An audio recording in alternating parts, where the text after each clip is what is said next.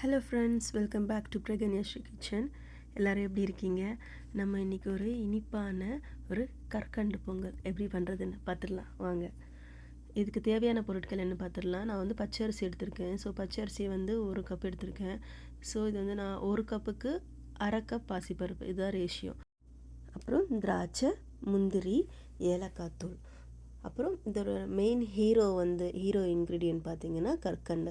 So நீங்கள் வந்து rock மாதிரி இருக்கும் இல்லையா, அந்த பெரிய பெரிய கற்கண்டு அது இருந்தாலும் நீங்கள் அதை யூஸ் பண்ணிக்கலாம். என்கிட்ட வந்து அது அப்போ இல்லைன்றனால நான் டைமண்ட் கற்கண்டு எடுத்திருக்கேன். ஸோ நான் இதை வந்து யூஸ் பண்ணியிருக்கேன். பச்சரிசியை வந்து நல்லா கழுவிட்டு பாத்திரத்தில் வந்து நம்ம வந்து எடுத்துக்கலாம். ஸோ நான் இது ஃபுல்லாக தான் நம்ம வந்து தண்ணி யூஸ் பண்ண போகிறோம்.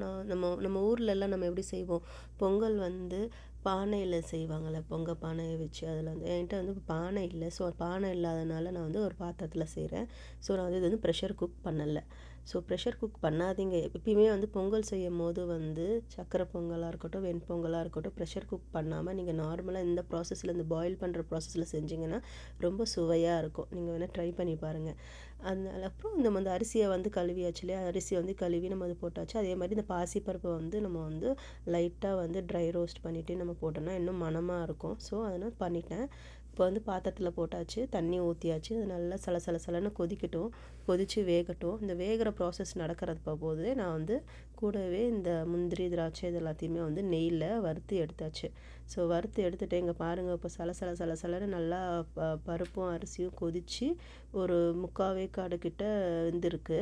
இந்த ஸ்டேஜில் நான் என்ன பண்ணுறேன்னா 1.5 கப் அளவுக்கு பால் ஊற்றிருக்கேன். நல்லா காய்ச்சி ஆற வச்ச பால், பசும்பால் தான்.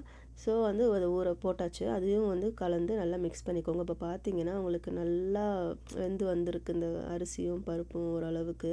ஸோ இந்த ஸ்டேஜில் நான் என்ன பண்ணுறேன்னா வந்து இந்த 1 கப் கற்கண்டு நான் போடுறேன். ஸோ 1.5 கப் டோட்டலாக எடுத்துருக்கோம் இல்லையா. ஸோ அந்த 1.5 கப்புக்கு 1 கப் அளவுக்கு நான் வந்து இந்த கற்கண்டு எடுத்திருக்கேன். கற்கண்டு எடுத்துட்டு இது வந்து எப்படின்னா உங்களுக்கு எந்த அளவுக்கு ஸ்வீட்னஸ் வேணுமோ அந்த அளவுக்கு நீங்கள் ஆட் பண்ணிக்கோங்க. கற்கண்டு கூடவோ குறையவோ நீங்கள் வந்து போட்டுக்கலாம். எப்பயுமே நம்ம எந்த ஒரு ஸ்வீட் செய்கிறதா இருந்தாலுமே வந்து கூட வந்து ஒரு சிட்டிகை வந்து உப்பு சேர்த்திங்கன்னா அந்த ஸ்வீட் வந்து என்ஹான்ஸ் பண்ணி கொடுக்கும். நல்லா டேஸ்ட்டாகவும் இருக்கும், at the same time enhance பண்ணி கொடுக்கும். இந்த ஸ்டேஜில் நான் வந்து ஏலக்காய் தூளும் போட்டு நல்லா மிக்ஸ் பண்ணிக்கிறேன். ஸோ ஒரு நல்லா குயிக் மிக்ஸ் பண்ணிக்கோங்க.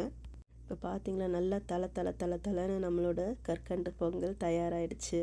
இதை நீங்கள் வந்து வீட்டில் செஞ்சு பார்த்துட்டு டேஸ்ட் பண்ணிவிட்டு சொல்லுங்கள். எப்படி நம்ம ரெகுலராக நம்ம வெல்லம் வச்சு செய்வோம். ஸோ இது வந்து கற்கண்டு வச்சு செய்கிறோம். இது வந்து ஒயிட்டாகவே இருக்கும், ரொம்ப டேஸ்ட்டாகவும் இருக்கும்.